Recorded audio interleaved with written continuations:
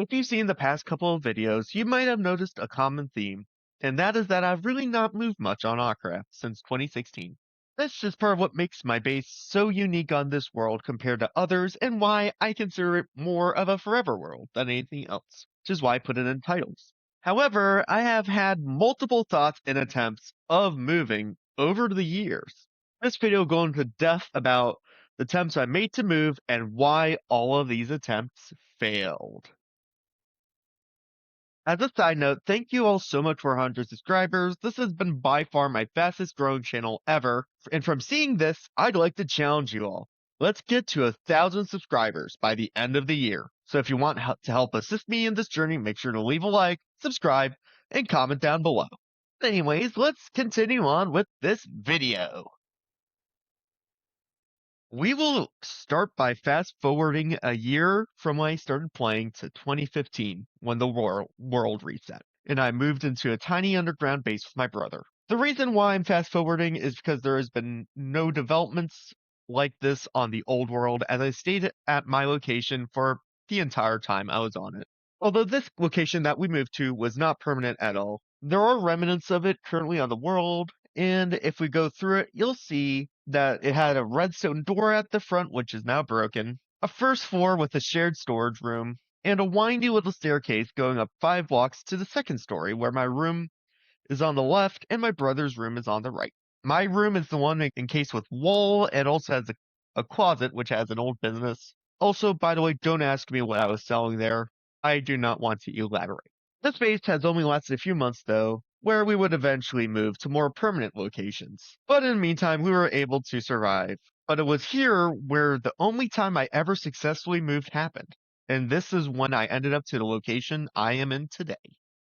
Now, I've stayed in this location without thinking about moving for well over a year until my first attempt, which happened in 2017. Due to me being only 12 at the time, I don't remember a lot as to the reason why. However, I didn't move very much, as I only moved around 100 blocks northwest north. I also built a minecart rail to connect the location of it to my old base, which snakes around the coast and even digging through a hill to get around another person's claim. If you join the server today, you will see remnants of this old railway broken apart by the tide of new players. The base was 11 by 12 blocks and was more or less a cube, built out of birch planks, as most bases were cubes at the time. However, there were some signs that my building skills might have been advancing, such as the door, the fences to the right, the slight variation on the left, and the bit on the top poking out that was an entrance to your roof, which was also closed off by fences. The plan for future developments are, yet again, unknown, but due to all of the bases and the ocean around it, it probably is safe to say that I couldn't have expanded much. Another nice fact about this base is that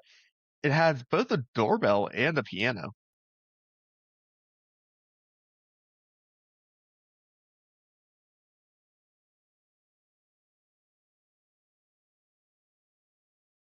This base was abandoned only at max a couple months after I started building it, and I returned back to my old base.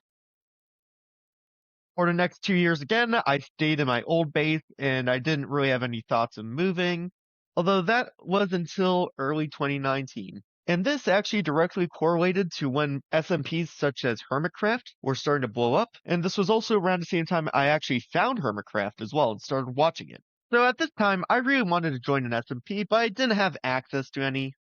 So I wanted to make Ahrefs basically a mini SMP. And I wanted it to be Hermitcraft style. So open shops, that sort of stuff. Mega bases where, you know, the drill. I imagined it to be an area where my fans and I play in a small area far away from spawn to minimize griefing.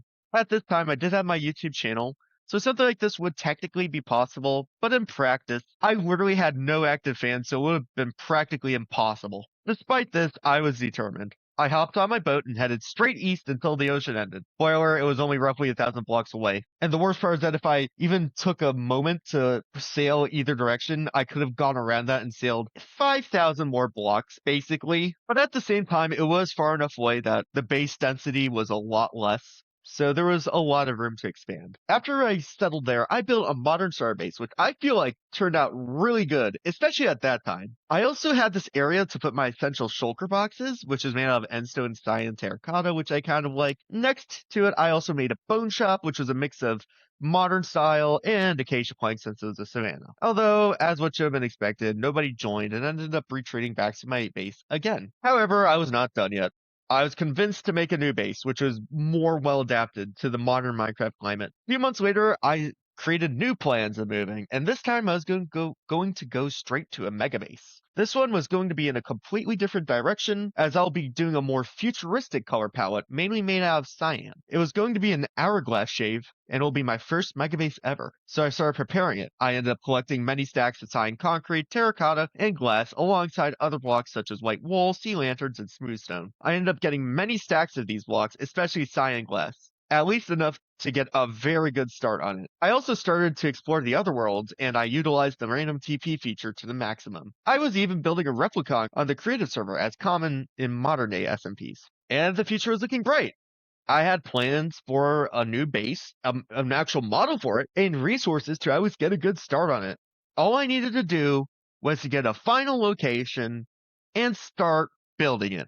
But as you can probably tell from today, it never happened. Right before I was going to get started, I got invited to a different SMP, which much more matched the modern style of SMPs than Aukcraft did.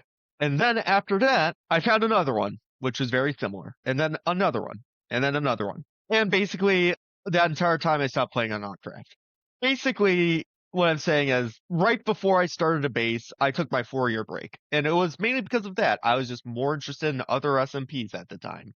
But unfortunately, this would ultimately postpone this base forever, as I scrapped the idea when I came back. And the reason why I scrapped it was mainly because my mentality about Aukcraft changed. As flashy mega bases and that sort of stuff, you can build on any SMP. But a base with builds from as old as 2016, not something you can just replicate over a few months. Although not always doom and gloom, as I used a lot of the resources for the new base to make the perimeter of my current one.